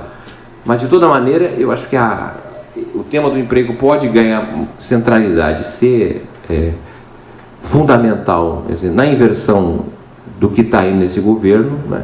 Se a gente começar a trabalhar também e unir na questão da racionalidade o tema da emoção, né? Porque eu acho que esse é um aspecto que a gente tem aprendido pouco a trabalhar, mas tem sido decisivo pela presença das tecnologias de informação e comunicação. O celular, na verdade, tornou as pessoas mais interessadas na política, por incrível que pareça. É impressionante a quantidade de WhatsApp, de troca de comunicação sobre política e sobre eleições. É uma disputa recorrentemente de narrativas, em que a fake news, notícia falsa, compete nesse sentido. Então é uma outra forma de fazer política, tá certo?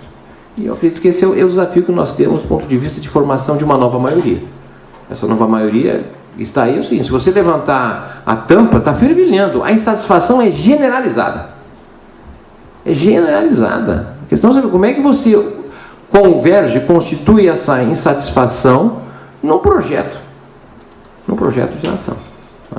Então, não é um problema meramente técnico de qual é o projeto para lá e para cá, qual é a proposta, mas fundamentalmente é como nos conectar com essa massa de pessoas que estão sobrando, insatisfeitas e que muitas vezes acreditam que a chamada nova política ou a velha política não é a ocasionadora dos males em que ela se encontra. Fico por aqui para as questões. Muito obrigado.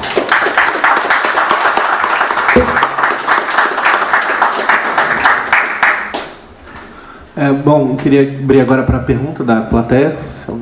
Eu achei muito interessante a sua colocação. Realmente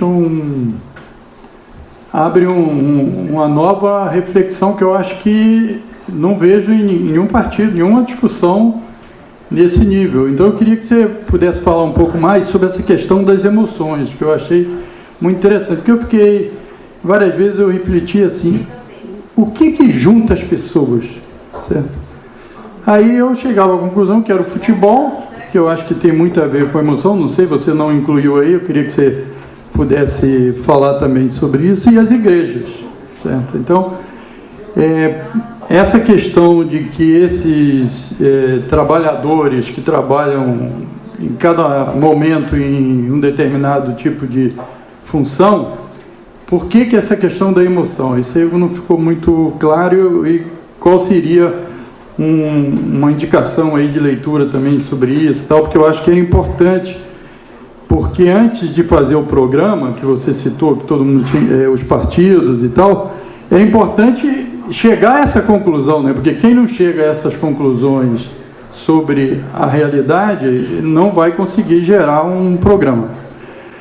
Eu fiquei impactado também, recentemente, com uma entrevista do Nicoleles ao Nassif, que ele falava sobre a questão da vida digital, da vida conectada, etc. E ele citou uma pesquisa, ele não deu maiores detalhes, de que nos Estados Unidos se concluiu que o QI médio caiu 10%, e que caiu a capacidade de interpretar textos e de fazer várias operações, etc., tal, essa vida conectada. Mas ele não está falando de um setor específico, ele falou do conjunto. Não deu para perceber, né? Então, eu não sei se você tem ou o professor Assis tem alguma informação sobre isso, mas isso também me pareceu uma coisa importante. Como você disse que aqui no Brasil essa questão tecnológica ela tem um impacto, mas é menor e tal, provavelmente você não fez nenhum comentário sobre essa vida conectada, o que isso implicaria. Não sei se poderia dar alguma colaboração disso. Obrigado. Você fez uma avaliação aí histórica, pegou a década de 80 do século XIX, depois pegou aí a década de 30 do século XX e tal. E a história, já dizia lá, Cícero é a mestra da vida. Então a gente pode observar o seguinte: esses dois períodos foram períodos onde teve presente a ideia de que era possível construir uma civilização fora da Europa, né? Sendo que a de 30 é muito mais relevante por causa da Primeira Guerra Mundial e as consequências da Primeira Guerra Mundial. Mas por trás desse processo existia um choque que opunha as elites tradicionais, né, que gostavam da situação em que o país estava, uma situação em que efetivamente o país atendia aos seus reclames como classe dominante. Mas havia uma parcela da sociedade que achava que tinha que mudar. Era possível criar alguma coisa diferente. Eu estou querendo colocar uma coisa aqui que é importante, que é o seguinte: o que caracterizou esse período? O primeiro de 80, que levou à proclamação da República, que tinha por trás um movimento positivista, a visão militar que era possível criar pela técnica a construção de um processo diferente, etc., de governação. E a década de 30, o que tinha por trás dessas duas ideias? A ideia da ideologia do desenvolvimento. Quer dizer, a ideologia do desenvolvimento, que na República se parece por progresso, e na década de 30 sobre desenvolvimento propriamente dito, porque eu vivi uma época, que você viveu, Zé Carlos, que essa ideologia predominava sobre as outras, inclusive na Guerra Fria. Quer dizer, tanto o Partidão como os chamados partidos burgueses, vamos chamar assim, tinham clara visão de que o desenvolvimento era o que devia se buscar. A UDN tinha um projeto de desenvolvimento, o PSD tinha um projeto de desenvolvimento, o PTB tinha um projeto de desenvolvimento. A maneira de fazê-lo, mas o fim era esse, né? Então, o que eu estou querendo colocar é o seguinte: nós caímos de novo debaixo de uma ideologia de mercado. A ideologia de mercado que vigorou no regime na época do café, e a ideologia do mercado que prevalece agora sob a visão do rentismo. Porque ninguém falou no rentismo aqui, nem você nem ele. Ficaram comércio, não sei o que tal. O problema nosso é o seguinte: nós estamos presos a uma ideologia do rentismo. Essa é que é a questão. E a única maneira de nós sairmos disso é termos a prevalência da ideologia do desenvolvimento. E para isso nós temos que emocionalmente envolver as pessoas com a ideia de desenvolvimento. Eu não sei o que vocês acham disso, mas eu queria colocar isso para vocês, porque eu acho que é por aí que a gente sai da crise que a gente está metido. Como saímos na década de 30, como saímos em 1980. O que atrapalhou em 1980 foi Canudos. Canudos atrapalhou, né? Porque a visão prevalente dos militares na época era uma visão de progresso. Nós estamos aqui no estado do Rio.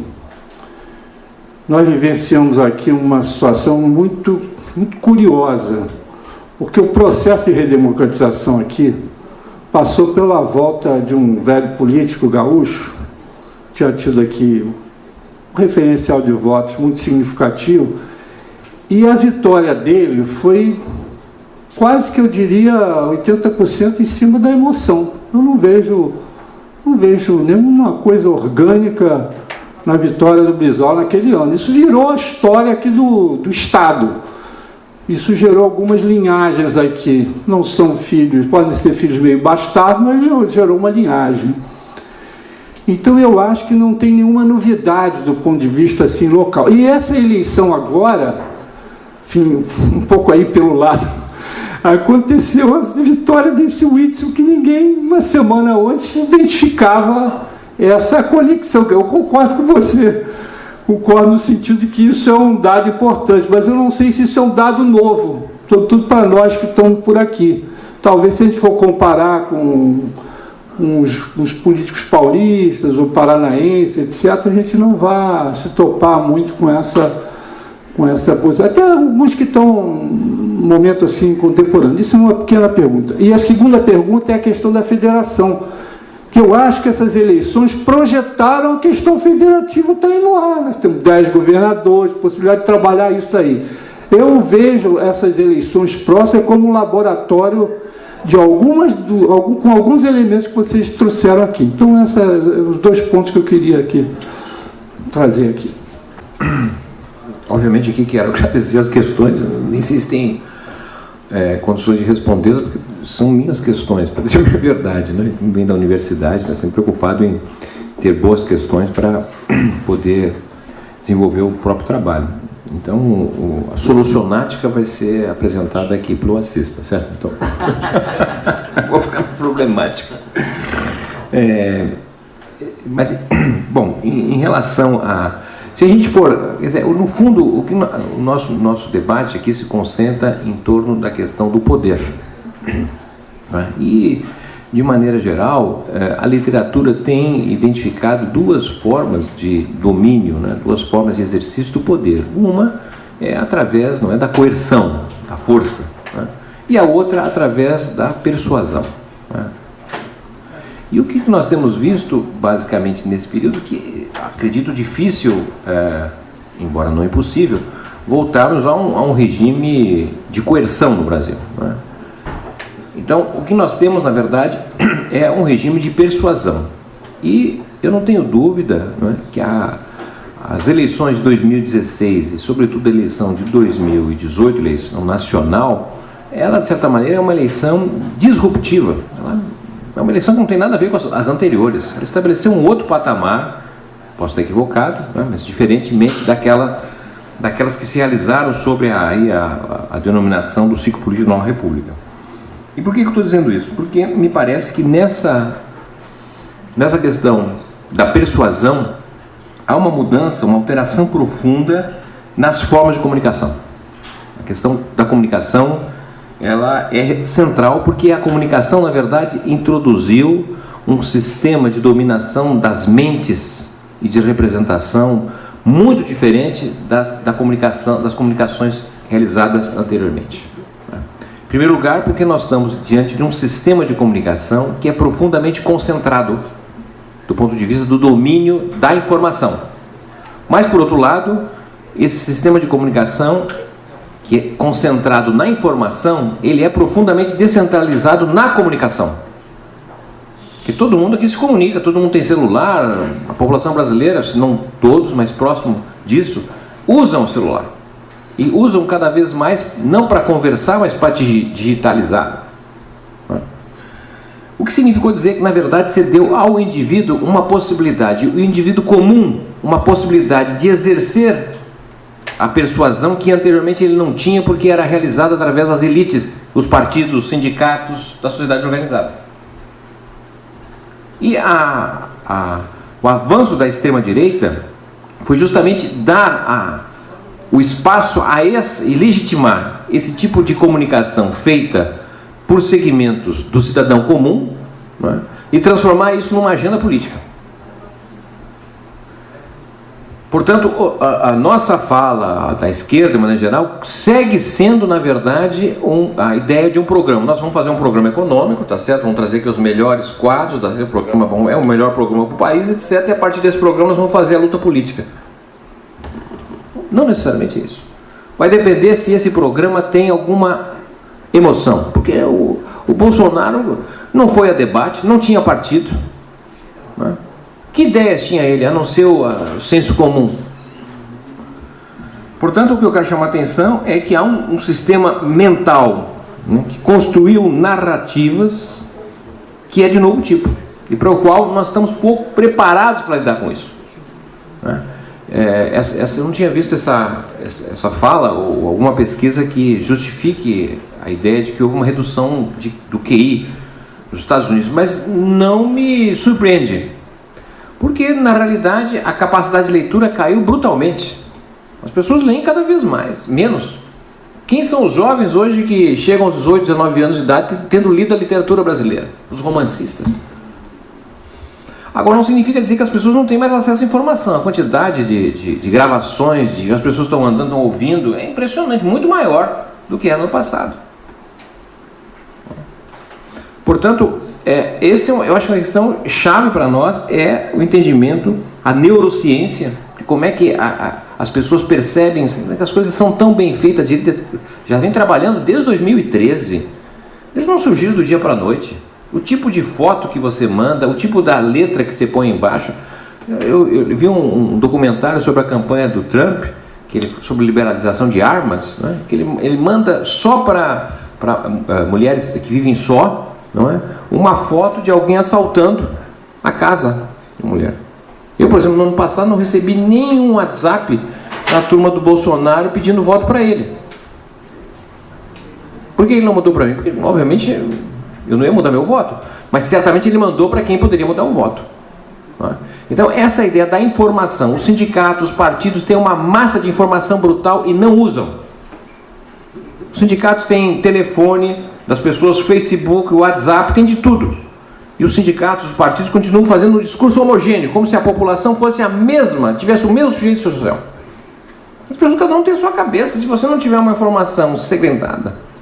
Como é que é nas igrejas? Nas igrejas, segunda-feira é a sessão para descarrego. Na terça-feira é para homens alcoolizados. É uma segmentação. Nós precisamos nos adequar a essa realidade que veio para ficar, tá certo? E aparentemente não acredito que a questão das comunicações, do ponto de vista do acesso, elas nos coloquem outra possibilidade que não seja a possibilidade da persuasão com emoção. Em relação ao tema aí do projeto do desenvolvimento, a questão, eu acho que a ideologia do desenvolvimento hoje ela tem problemas de ganhar dominância, porque os que pensaram a ideia do progresso, a ideia do projeto de desenvolvimento, se pegar os clássicos, desde o Smith, o Marx, entre todos os outros, né, todos eles trabalharam com a ideia do progresso ou do desenvolvimento sem limites do ponto de vista dos recursos naturais. E essa questão do limite está colocada. Marx colocou também, né? Mas numa perspectiva mais da população ali, né? Hoje não é o problema da população. O problema todo é o seguinte, é que nós... Mas acho que é melhor você vir para cá e para o pessoal não perder a sua fala. Nós embarcamos no discurso deles. Sim. Nós embarcamos no discurso deles, eu acho. Eu acho o seguinte, eu pessoalmente acho que a questão do desenvolvimento é uma questão que nos atinge diretamente pela nossa posição periférica. Né? E se eu ficar fazendo o discurso de que tem embargos de toda a natureza ao desenvolvimento, ficamos nas mesmas teses que predominavam no século XIX sobre o progresso da própria humanidade. Vamos entender as coisas como são. A tecnologia é um instrumento que rompe esses paradigmas que são colocados. Então, se nós temos... Olha para a China. A China embarcou nesse discurso. Ela vai resolver esse discurso depois dela resolver o seu próprio problema de desenvolvimento. Quer dizer, a China tem 40 mil carros elétricos hoje em circulação. Hein? A China tem 40 mil carros elétricos em circulação. Mas o que eu quero dizer, basicamente, é o seguinte. Esse negócio de resolver o problema da ecologia, problema ambiental, etc., só resolve quem tem riqueza. Quem é pobre não resolve problema nenhum. E para ser rico tem que ter desenvolvimento. Eu acho, quer dizer, o rio Tamisa só foi despoluído na década de 70. A Inglaterra viveu com o rio mais poluído do mundo durante 150 anos. Eu acho que a gente embarcou nos discursos dos outros, mas tudo bem, cada um tem um... Substituir desemprego esse momento por emprego. É evidente. É bem mais simples. Mas essa ideia, mas espera aí, essa ideia só pega 14 milhões. 28, como ele falou, 28 milhões. Né? É pouco, né? Numa população... Porque o problema todo é o seguinte, eu vou garantir o meu emprego. Eu não vou resolver o problema dos empregos, não resolve por aí não, eu tenho que pegar a ideologia do desenvolvimento. Mas olha, Márcio, desculpa interferir aqui, tá? Nas ideias que você imagina que são restritivas ao meu discurso da ideia do desenvolvimento. Eu acho que a gente tem que ser... Eu vejo isso pelo seguinte, eu estou fazendo uma série de palestras, pedido do Conféia, em diversos CREAs. É evidente que engenheiro e profissional de desenvolvimento, esse discurso pega bem. Mas o problema que eu vejo é o seguinte, existe uma limitação muitíssimo clara nesse país sob perspectiva de futuro. E essa perspectiva de futuro só pode ser resolvida com a ideia do progresso e do desenvolvimento. Eu não vejo outra maneira de se resolver essa perspectiva de futuro. E eu acho que a gente está pecando por não ter essa ideologia. Bom, mas então, a polêmica é boa até porque dá a possibilidade de explicar melhor. Eu estou levantando apenas esse aspecto da questão do limite do crescimento, que é o debate que está aí.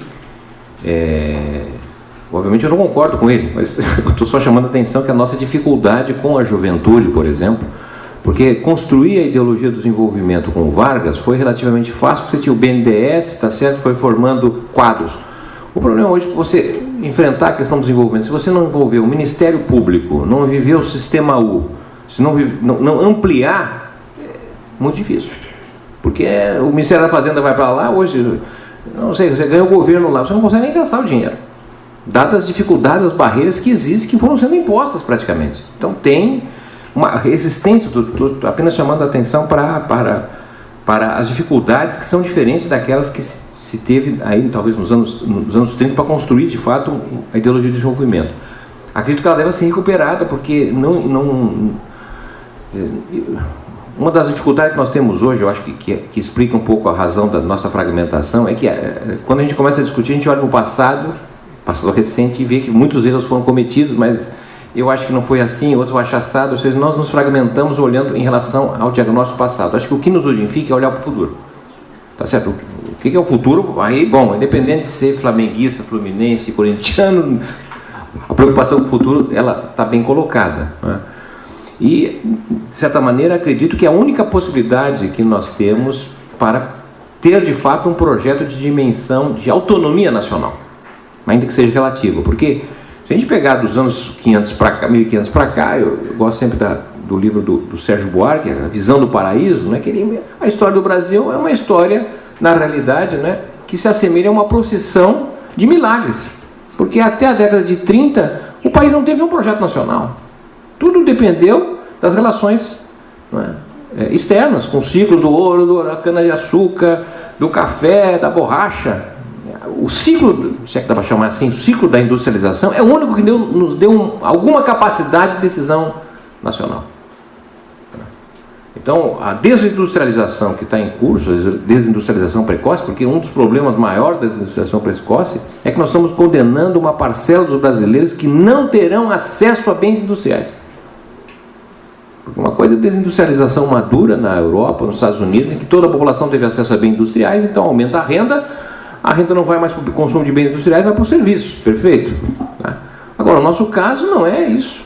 Então, o fim da industrialização não significa o fim da indústria. A indústria nós tínhamos antes de 30. A questão é da industrialização. O fim da a desindustrialização por si só vai para o quê? Para você poder atender a demanda de bens industriais somente por importados.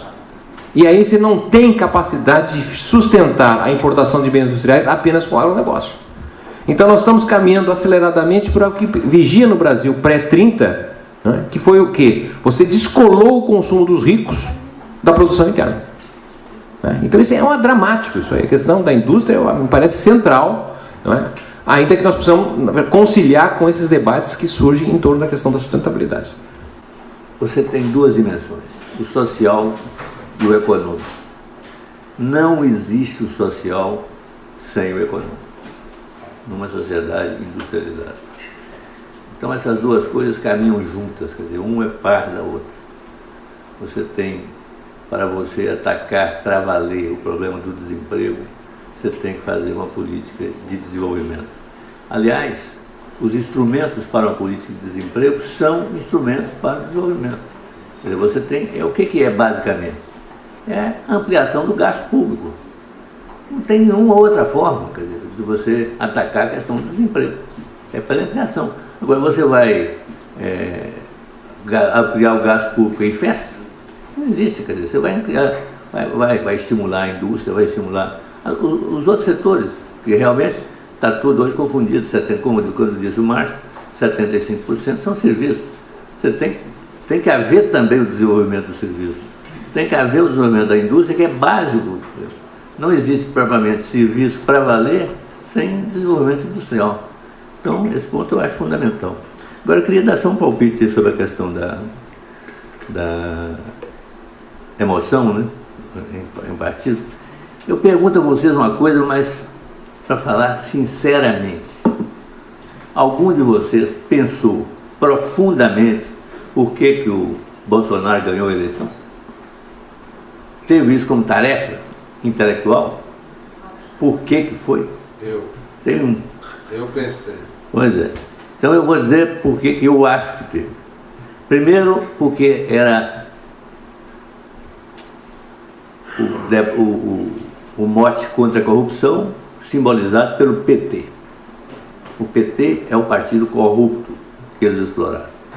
Segundo, a degradação geral da sociedade e da economia no período Temer. O cara olhava aquilo que é exatamente o que aconteceu antes do nazismo subir na Alemanha. O cara olhava e dizia o seguinte: porra, se a vida da gente está desse jeito, com essa degradação toda, por que a gente não experimenta um outro? Terceiro lugar, a questão, obviamente, do desemprego. O altíssimo desemprego, que fazia parte dessa coisa, dessa malese social em que nós estávamos vivendo. Outra, evangélicos. Não tem nada mais emocional do que evangélico. Tem a facada. A facada também, pois é. Mas eu acho até que não é, entendeu? Não foi determinante, não. Eu acho o seguinte, a facada veio um pouco para nos desculpar pela nossa absoluta incompetência em conduzir a coisa política, o debate político e os costumes. Ele é o cara que fazia a discussão, ele trouxe os costumes para a esfera política. Então aconteceu isso. Vai acontecer de novo? Não sei, eu acho que não. Porque você tem uma decepção no meio desse caminho. Mas os fenômenos que tiveram por detrás da vitória deles foram esses. É claro que deu lá a facada. A facada, eu acho que impulsionou mais ainda. A facada deu mais do que 7 segundos. Pois é. Ficou fora do debate. É emoção pura. E além do mais, ficou fora do jogo formal do debate dos outros. Ele ficou fora, ficou protegido. Ficou fora. A facada teve um efeito. Pois é, talvez sobre esse aspecto foi melhor ainda para isso. Teve uma representação. Agora, eu quero dizer o seguinte: sem facada, eu acho que o Bolsonaro ganhava também. Porque a proposta alternativa, olha, gosto muito do Haddad, mas a forma como ele conduziu a campanha foi péssima. Então, esse que é o problema dramático. Exatamente isso, sem emoção. Obrigado. Como o Márcio me provocou com a solucionática, eu vou dizer o seguinte: eu trabalho em duas perspectivas. Na perspectiva político-social e na perspectiva federativa, coisa que todo mundo se esqueceu no Brasil. A grande imprensa ignora que nós temos uma federação. A grande imprensa ignora que os estados estão em profunda crise já há muito tempo. A grande imprensa, quando menciona a situação, menciona através do governo federal. Então, nós temos um desafio grande que pode se transformar numa excelente oportunidade de mudança da política econômica, que é a crise dos estados. Nós estamos trabalhando nela. Quer dizer, os estados vêm numa crise que foi iniciada em 1998, portanto tem 20 anos praticamente, né? Inventaram uma dívida dos estados junto ao governo federal. Essa dívida, eu não vou entrar em detalhes, mas essa dívida é nula. Eu escrevi um livro sobre isso, é nula. E, além disso, quer dizer, bom, essa dívida começou em 111 bilhões, foram pagos 300 bilhões e restam a pagar 540 bilhões. Para vocês verem o que é isso, a dimensão desse troço. Ao lado disso, tem uma chamada Lei Candir, que foi a forma que no governo Collor ainda impuseram aos estados, a Lei Candir, que é uma compensação pela imposto, pela isenção de imposto produtos industrializados. Era para ter, o governo federal era para ter devolvido isso aos estados, não devolveu nada, perdeu no Supremo. O governo federal ignorou o Supremo, são algo como 500 bilhões de reais. Se você juntar essas duas coisas, mais uma coisa da DRU, que eu não vou entrar em detalhes, são mais ou menos 1 trilhão de reais que os estados que têm crédito contra o governo federal.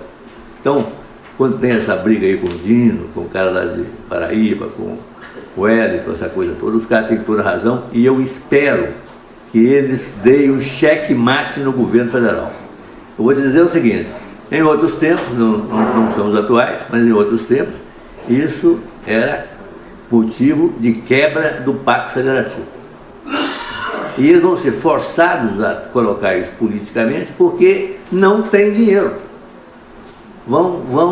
Esse ano estão em crise profunda. O governo federal quer dar uma migalha para eles, 10 bilhões para os 27 estados, né? E em troca de privatização total, privatização da água, né? Uma série de outras imposições, quer dizer, perda total de autonomia dos estados, uma violação da Constituição. Então, isso está aí colocado como uma crise gigantesca que só não tem visibilidade maior porque a imprensa se omite. A imprensa diz o seguinte: Estado, o que é Estado? Governador, gastador, irresponsável, né? Não tem critério, rouba. Então esse é o discurso sobre os governadores do Estado. E, na verdade, o roubo maior é o roubo da União em relação aos Estados. Nós vamos colocar isso em discussão no Fórum Social Nacional. Queria dizer o seguinte: José Carlos encaminhou a possibilidade de uma determinada iniciativa. Eu gostaria de... São duas coisas. Uma é essa. Eu gostaria de saber, em função das dificuldades que o Postman, a meu ver, relatou perfeitamente, das dificuldades da gente passar pelo sistema de emoção, como é que você vê essa sua projeto? Não precisa dizer mais detalhes, é só dizer o seguinte: acho que é mais fácil ou mais difícil. Segunda coisa é a seguinte: eu ontem falei com um grande amigo meu em São Paulo, a propósito, dizendo: por que a gente não edifica o nosso discurso em torno da questão do emprego? É o emprego, emprego, emprego, emprego. E ele fez o seguinte comentário: o Bolsonaro consegue atender parcialmente a todos os seus públicos, dando soluções parciais a várias coisas e nos confundindo, porque a gente fica querendo responder às coisas que ele diz, quando na realidade nenhuma delas é a solução possível do futuro. Aí, no fundo, ele disse: eu não ficaria surpreso se em breve eles criassem frentes de trabalho como uma forma de compensação pela perda do emprego. O que vocês achariam dessa possibilidade? Bom, nós estamos terminando aqui, eu acho que a minha fala apenas para ampliar a problemática, já que o Assis tem uma divisão do trabalho, você continuará solucionática. Veja, eu acredito que está em curso um projeto, há um projeto de país que vem sendo implementado praticamente desde o golpe, talvez antes até teriam algumas medidas, mas... E esse projeto é justamente isso que foi muito bem falado aqui, é o projeto da espera, esperando por um milagre. Nós voltamos ao livro do Sérgio Buarque, Procissão de Milagres. Milagres não vai ser produzido internamente, vai depender do exterior. Então, aí tem um encadeamento de medidas inegáveis. A gente nem falou em relação à questão externa, porque o problema também não é só o Brasil, depois de ter tido praticamente 50 anos de uma notável expansão da América Latina, se recolocou no mundo depois de 30, né? A partir dos anos 80 há um deslocamento da América Latina, que tem perdido importância, e obviamente a principal economia é o sinal de como, na verdade, nós estamos reduzidos a uma integração passiva e subordinada à economia mundial. E, diferente, eu acho, de 64, que para os americanos era importante aqui até potencializar e estimular o crescimento do Brasil como uma espécie de anteparo à Revolução Cubana, né? Numa época que a economia americana estava muito forte. Isso não é mais verdade. Eu acredito até que a perspectiva dos Estados Unidos para a América Latina é uma espécie de Oriente Médio, que é uma confusão, isso aqui não vai para lugar nenhum, né? Porque isso aí para eles é melhor, porque qualquer possibilidade de voltar a crescer aqui, isso significa sombra para eles, né? Então, tem essa outra questão externa, né? que é interessante, eu acho também, a gente sempre não deixar de considerá-la. Agora, eu não descarto, porque me parece, concordando com o Assis, eu acho que o ano que vem certamente será um embate muito grande para a continuidade desse projeto, precisa da validação democrática. Tá certo? Não significa que tem democracia. Em 2016, o golpe foi validado democraticamente, né? Os partidos que estavam no governo foram derrotados nas prefeituras. Eles ganharam as eleições. Ganharam em 2018. E possivelmente vão fazer um esforço enorme para tentar ganhar no ano que vem. É óbvio que levar o país do jeito que está para o ano que vem, e já concordando também com o Assis em relação ao certo esgotamento da conjuntura específica que deu uma primazia ao Bolsonaro, dificilmente isso terá o mesmo êxito no ano que vem. Então, o governo não está bem avaliado, e obviamente a situação econômica não vai crescer, não vai ter emprego, então vai entrar, a se manter isso, ele entraria muito fraco no ano que vem. Então, tudo isso para dizer o seguinte: eu não descarto, eu acho que eles estão construindo, eu não sei se é uma frente de trabalho, coisa desse tipo, mas me parece que eles vão tentar construir um ciclo político da economia. Quer dizer, um conjunto de ações para dar a sensação de que, uma vez aprovada a reforma previdenciária, o mal maior que o PT fez foi superado, agora sim entramos, tá certo, numa nova área de crescimento e não sei o que mais. Então eles têm que criar essa sensação. A sensação, então, é um conjunto de medidas que vão aí desde a liberalização, novamente, do PIS, uma parte do PIS, não é? Eu não descarto, inclusive, eles liberarem uma parte das reservas internacionais, não é? Possivelmente vai entrar um recurso da cessão onerosa da Petrobras, 120 bilhões de reais. Então, eles têm aí alguma possibilidade. Eu acho que isso é artificial, não faz com que voltemos a crescer. Mas, para poder ter melhores condições de disputa nas eleições que vêm, me parece que para poder inclusive agregar partidos, candidatos, etc., eles vão, meu modo de ver, buscar iniciativas do ponto de vista econômico que possam apontar a ideia da economia agora voltou a recuperar, etc.